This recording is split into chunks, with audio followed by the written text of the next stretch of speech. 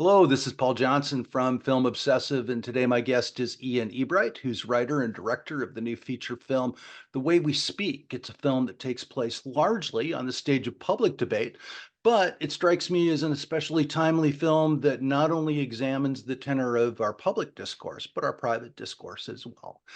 Ian, welcome to Film Obsessive, and congratulations on the completion of your first feature film. Thank you so much, Paul. It's really, really fun to get to be here on Film Obsessive. So, recently debuted at the Florida Film Festival. Is that correct? Just a few days ago? Yep. Yeah. Our first of two was Saturday, and then we have our follow up today. A few of us from the cast and crew are down here and looking forward to the air conditioning and 90-degree weather, but it's a gorgeous venue. And, Florida Film Festival is, yeah, we all come from the Northwest. So for many reasons, it's nice to be, uh, invited to such an area that wouldn't have otherwise been on our radar. That is hugely exciting. And how was the response and reception for the first event? I wish I could have been there. So I've kind of had to do the anecdotal poll, online, but I've written and directed three shorts prior. So I have there's many shorts in a film festival. You lower your expectations. And what was really encouraging about this was seeing, positive reviews on Letterboxd. And so although none of us were there, it seems to have gone really well. And, people are responding to it and kind of biting into what we tried to offer in terms of subject matter and themes and things. So that's nice. You think back to all the conversations we had in pre-production and then on set, with the actors of the DP, and to hear people reciprocating those kind of thoughtful conversations where we were kind of trying to walk a line in terms of tone and point of view. That's gratifying. So we're hoping for more of that today at tonight's screening, but sounds like the first one went well. All right. I'll wish you the very best of luck for that. And I should probably let you go ahead and take the floor. And could I have you offer our readers and viewers just a bit of a précis of a plot summary, who your primary characters are and what kind of event they're engaged in? Yeah. So it's The Way We Speak, and it stars Patrick Fabian, who most of us know as Howard Hamlin from Better Call Saul. And he plays a character named Simon Harrington, who's an up and coming essayist, futurist, atheist. And he's set to debate his best friend at something that would be something like a TEDx meets the Olympics, like a roaming, highbrow thought leader summit. And his best friend has cardiac arrest. Simon's there with his wife, herself a renowned doctor who is very, very ill. And when his best friend falls ill, both the president of the summit, played by Ayanna Berkshire, and his wife, Claire, they sort of like, at a minimum, understand that this is not good for optics. And it's probably worse than that the show go on. But for reasons that the film digs into, Simon insists that the show must go on, and the replacement ends up being a young best-selling Christian author. So the debate itself very much shifts, and really what the film is a sort of we think like a modern cautionary tale exploring obsession and envy, and maybe not to give too much away, but the smoke screen is almost the God or no God debate. But what we're really watching, I think, is two characters for their own distinct reasons kind of devolving into their worst impulses in a very public manner.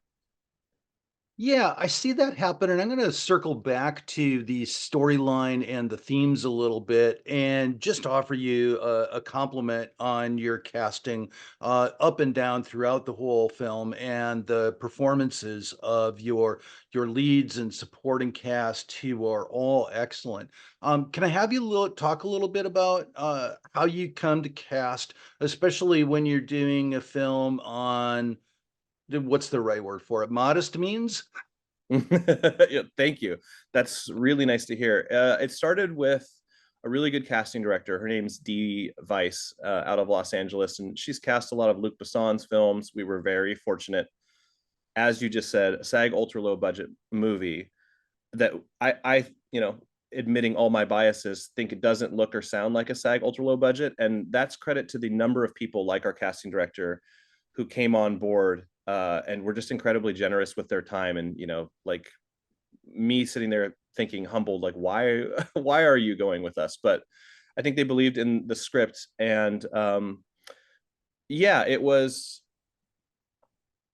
I mean, I think of a couple characters in particular that were really challenging as we started seeing more and more auditions for Claire, who is Simon's wife, and Sarah, who is his antagonist.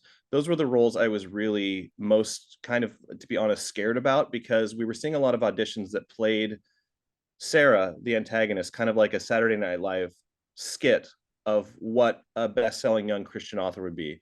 And I didn't want to watch that. It's not the kind of film we wanted to make. And similarly, with Claire, we saw a lot of very talented women who could either do kind of lively and human and grounded, or elegant and buttoned up. But it was really starting to worry me because I needed to find someone who could do both. And we found one person in Diana Kokonubu. It was, yeah, we shot in January, and it took till about December before I wasn't worried. And then of course, like the big, umbrella or glue, whatever analogy I'm not like completing, that ties everything together, is getting Patrick Fabian for the lead. And as much as he's a name, and as much as I'm a fan of Better Call Saul, it was really like watching him in that sixth season, where it had never occurred to me prior, but I just saw this protagonist in him. And again, writing a script where we were really mindful of what we don't want to be, and having the good fortune to find actors who like shared, not only brought the intrinsic talent, but again, back to those conversations, we were really enlivened by each other of, here's what we could be. We could be the thing that scores points for one side or the other, but let's not do that. So really trying to make it like human and multifaceted. And that's credit to not only the actors and casting director, but just like the intelligence that each of those actors brought, really thoughtful observations on the script or on the set, and watching it improve in real time, on top of the script that we had.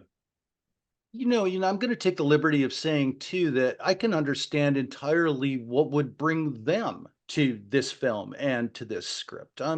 Patrick Fabian gets a lot to do. He has an incredibly wide range of behavior in this film. He is, by terms, charming and roguish and reprehensible, but also sympathetic. And I think each of the two main female leads are equally well drawn, charismatic, and complex characters as well. So I can see what draws them to these performances. That is really, really nice to hear. I have to like throw a bone to my wife, who's a published poet and an incredible writer, and she is has the best taste of anyone I've ever met. And one of the most exciting things for me in the script writing process is, almost like a kid running home with like the A+ paper to his parents. I want my wife's approval, and I remember early on, somewhere in the early rewrites, we've been married a long time, and it's that like, I see what you're articulating, but I'm not sure it's on the page yet. So it's really nice to have a partner who is, encouraging me. And yeah, this script was a lot of time spent in that, kind of lonely office setting that you'd picture, of just like, as I've said, there's no spaceship that arrives in Act 3. It's like the hardest of the 12 scripts I've written, because there's just nowhere to hide. It's like character and motivation, and if that stuff isn't there, we're very, very dead in the water. So that hearing you say that is really gratifying, because this one was, it was one of those things that kind of made me scared of like, do I know how to write? Because it was, again, usually you have a plot or something to hang your framework on, but this is really like, if we're not tracking with these characters, we're, as an audience, we're going to be stalled out. Well, it's an ambitious script too, in the regard that each of the central characters in the film are all highly professional, acclaimed in their field, and the script needs to deliver on that, right?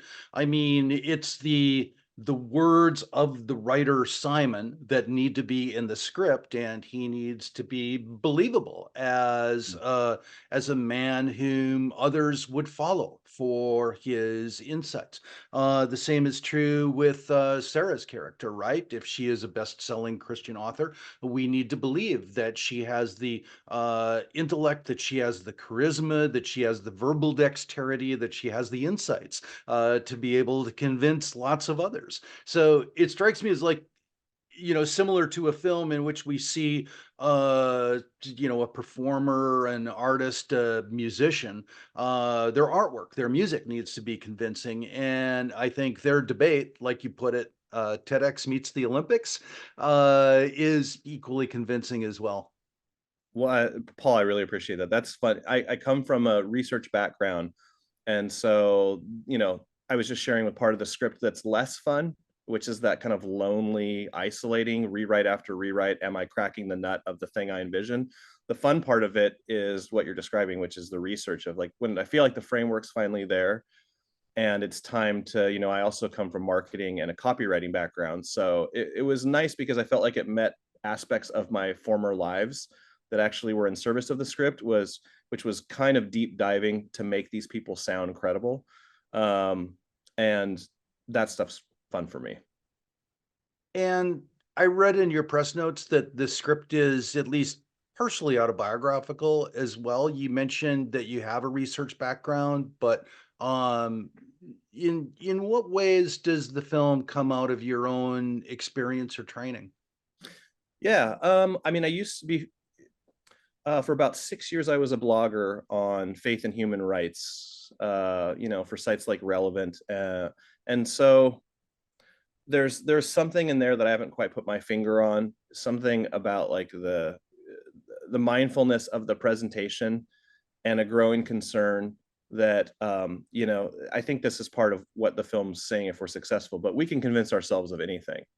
But are we doing anything for the right reason? Because both of these characters like really believe in what they're doing. And I was starting to have that crisis of conscience when I was blogging. It wasn't so much about the views I was espousing. It was more about like, in that third eye, if we want to be like kind of therapist-y 101 about it, it's like you're watching yourself play a role and you know that you maybe are making some traction and waves. And at that point, are you sacrificing whatever the value of the position is for sort of your own gain or something? It starts to feel a little muddy. So that was in there rattling around in my head in some way I can't fully articulate, but I would say like kind of a bad taste of my own younger self. And very strangely, I won't go too deep into this, but my dad was Washington State's first liver transplant. He was very ill from the time I was 10 years old until he passed. And my only sibling and mom also in 3 subsequent years immediately after I wrote this script. So I had no idea. I was aware I was writing a script about grief. I had no idea that the sort of, art would inform life. And what's interesting is I went back very recently after they passed and only changed one thing in the script, which was Simon's monologue at the end across the table from someone that, people will see when they watch about what grief does after some time has passed. It was the one sentiment that I thought I had experienced that I had never read or seen somewhere. And more than that, I felt like it belonged in the story. So it's the strange thing of like, it was the script was more forward looking than I had any awareness of. It was also looking back a bit into my own kind of icky feelings about things. And then I gotta like the elephant in the room is I'm a writer who's like cursed to love documentaries. There's not a lot of narrative stuff that really gets me excited these days, which is not something I'm happy with. I would love to see more story driven films out there in general. But Best of Enemies, the documentary, and Life Itself about the film critic Roger Ebert. I mean, I marinated in those movies for years, and this script of mine, The Way We Speak, is absolutely me being like, boy, I couldn't improve those documentaries if I tried, but I feel like I want to see those themes distilled into a film that I think I could write. So that to me on the pie chart is the biggest piece of influence, which is just two documentaries that really knocked me over in the best way and feeling like, I don't know, there's something here that I want to chew on in a narrative sense. That is really fascinating, and I wanna ask, at the same time that you're doing your writing and you're working in development, are you are you in film school? Are you out of film school? Are you, not at all associated with film school? Are you always working towards this path of directing, feature-length narrative films? Great question. I went to a film school in Seattle in my early 20s and was a sort of a paid, actually, film critic off and on in what felt Mhm. like the infancy of the internet, and was writing feature-length scripts and burnt myself out. And in that 6-year gap, actually kind of went away to blog on, faith and human rights and things. And then when my wife was pregnant with our first son, and I'm up with insomnia, which was a new thing, I had what turned out to be a light bulb moment of why don't I try writing a short film script, which I'd never done. And that was the first of the 3 shorts that I've since made that I wrote and directed. Um, and it was funny, these shorts were the latter 2 were always in response to the longer content I couldn't get made. So, like, I had The Way We Speak written and rewritten and was getting good feedback, and I couldn't, get the engine to start on the funding or a producer. Had a TV series also that got some interest, but we couldn't get it to go. So, yeah, I've been one of those, like, indie filmmakers that's like, how do I get something out there, even if it's a short film that's story driven, high aesthetic, the things that are very important to me. And all roads kind of led to a moment where, we get the universe kind of felt like we got the green light to make The Way We Speak. But it's interesting as a script that had existed before even some of these other shorts that I made previously. So So what was it that tipped the scales for The Way We Speak? it was, to be honest, it was, passing of family members and, taking medical leave, or I forget what it's called, paid leave from my employer. I was a copywriter, Mhm. uh, and, contracts running out at work and traditional employment not being available. I had this strange, moment of time and some money, and looked at my wife and our kids, and it felt like, yeah, we can do this without jeopardizing the family. So it was this weird byproduct of the passing of these 3 family members. Wow, that's amazing. My condolences, of course, but I'm glad the film has worked out for you in Oh, this thank you. way. And you mentioned, that it is an ultra low budget film, but it does not look or feel like an ultra low budget film in any way. And I also need to compliment both your cinematographer and your editor as well. Oh, thank And I you. mentioned how good the performances were, but the performances I think are also allowed to shine and were allowed to really register the depth of the characters' emotions and feelings, often visually, not just with words, right? And we Yeah. get that in reaction shots, we get it in small, subtle gestures.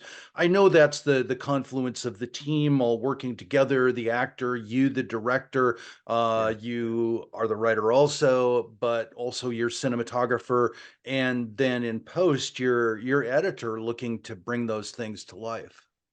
Thank you so much. Working with those 2 guys, AJ Marson as cinematographer, unbelievably that this is his first feature. And he just arrived last night, and we got to catch up after a while. And Robert Schaefer, who is Francis Ford Coppola's editor, Megalopolis is just about to come out in Cannes. Robbie is a longtime collaborator. He edited Megalopolis with another team, and getting to work with those 2 guys, um, they are such a huge part of what makes this thing sort of punch above its weight. And I was, my wife and I were just at breakfast. There's something so wonderful about otherwise strangers. You do your best in these sort of exploratory calls, but there's a clock moving. So you can only do so much due diligence. And then, you always want to make the most informed, discerning decision on tentpole people that are really pivotal to the success of the film. And then pretty quickly, whether it's like a tech scout with AJ the DP, or the early assembly with Robbie, you're like, oh my goodness, we have a very, very similar taste. So not only are we getting on interpersonally, but sort of our shorthand, the films that we're referencing, Moneyball, uh, in terms of like, using a lot of negative space, a lot of shadow to create depth, a lot of low light ambience. we talked a lot about playing against type visually. Like, let's not do our grandfather's earnest drama. Let's almost do Blade Runner. So the score is very electronic instead of something more orchestral. Yeah, it was just like a huge joy at every step to work with those two guys because they're so good. And it's in those conversations also with the cast that you find that kind of icing on the cake of kindred spirits in terms of, artist and taste, and then the expertise they bring, and that's when it's really fun. You mentioned the score, and I should also just ask you to talk a little bit about how you came to work with those folks. Yeah, they all the way back to my first of three shorts, From the Sky. I'm a huge ambient electronic music fan. I find that when I don't want, vocals, we have kids, so there's a threshold where like I need the noise to kind of come down, and so I found like ambient music to be that. It's not quiet in the room, and it kind of it's evocative and it helps me think or something, but it's also not like vocals being shouted at me. So I listen to a lot of ambient music. They've been a favorite band of mine. They're called Billow Observatory. One of their two composers is in Detroit. The other, Jonas, is in Denmark. I've been listening to them kind of through the duration of my film career in shorts. And when it came time for my third short, they had two specific pieces of music that I was like, had kind of done that thing of, well, now I need to license this music because I can't see these scenes in my head without this particular piece. And was very fortunate to get them not only to license the music to me, but they wrote an original score around that for my third short, Pinwheel Horizon. And as we're getting to The Way We Speak, similarly, it was like I couldn't unsee them in my head. It was just, I was so familiar with their soundscapes kind of texturally that, they had already auditioned in my brain for years prior, and there was just nobody else I could hear. So this is the first feature film that they have done, with one exception, a fully original score. So I think we've got more than a dozen cues in there.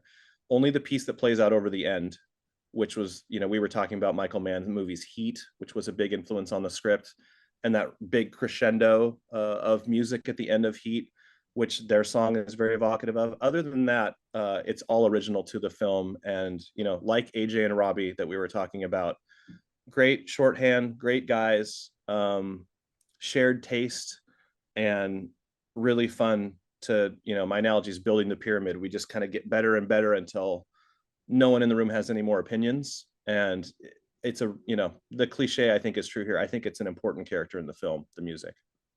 I do too, and I think their contribution, as well as the film's other qualities, really do make it feel very unique. It is a very much a character-driven drama with fairly ambitious themes, and I will absolutely grant that we don't have enough of those these days. But it feels very new at the same time, and I respect and enjoy that about the film. So Oh, that's so nice to hear, Paul. Thanks. tonight, you've got the cast and crew in with you at Florida. Is that correct? We do. We have, always people who I love. And, this is one of these things that you've heard having done so many interviews. But boy, sometimes you have the benefit of not just perfect in the role, great people in the collaboration, but you end up leaving set as kind of a family. I feel that way completely about this cast. So, my heart's a little broken about the couple of them that very understandably couldn't make it out. But we do have Patrick Fabian here, who will be here with us. And my wife and I are excited to see him. It's, been a year for me, strangely, since I've seen him. Kaylee Rhodes is here, who plays Sarah, his antagonist. And then another really important but small role, George, the person you have, having seen it, understand how significant he is to the film, is played by Rico DiStefano, and he'll be here as well. And then it's my wife and I. My wife produced the film, Lauren, and AJ, our DP. So small crew. We're missing a few other people who had a big influence on it, but excited to be in the 90-degree heat and and then go into the AC and watch our film together. I'm wishing you an exciting night, and I'll just ask what's next for The Way We Speak and for you. Way We Speak is fun. We're this is the first of three film festivals. So, kiss my wife goodbye tomorrow morning. She'll fly home to our kids and rescue dogs in Seattle. And then I'm going to stay with the rental car, and it's up to River Run International Film Festival in Winston-Salem, North Carolina, for 2 screenings there. Very cool festival. I've never played before, but that's been one of those that always submitted to and always been disappointed with rejection letters. So excited to be like, cool, first feature River Run. And then going to keep US trekking it all the way over to Iowa for Julian Dubuque just days after. So before I get home in late April, we'll screen at 2 more festivals. And yeah, we're kind of coming in hot, kicking off the way we speak in April. And for me personally, I've written an all out kind of my version of a topical, unapologetic ghost story that I'm very hungry to direct uh, next. And those couple of tentpole people we talked about, AJ as DP, Robbie as editor, they've been kind of reading each iteration of the script. And it's early, but we're trying to put together a producer and funding so that we can shoot that thing very, very practically with, like, that's kind of the sell for us, which I think you can see in this film is as much as humanly possible, we want to build the aesthetic into the frame.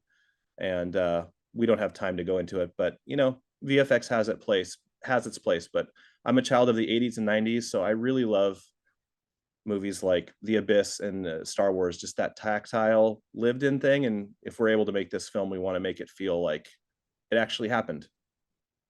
That's exciting, Ian. I hope I get a chance to see that sometime in the future. And just congratulate you again on the success of the way we speak, and wish you and it the very best for the future. And thanks for speaking with us at Film Obsessive.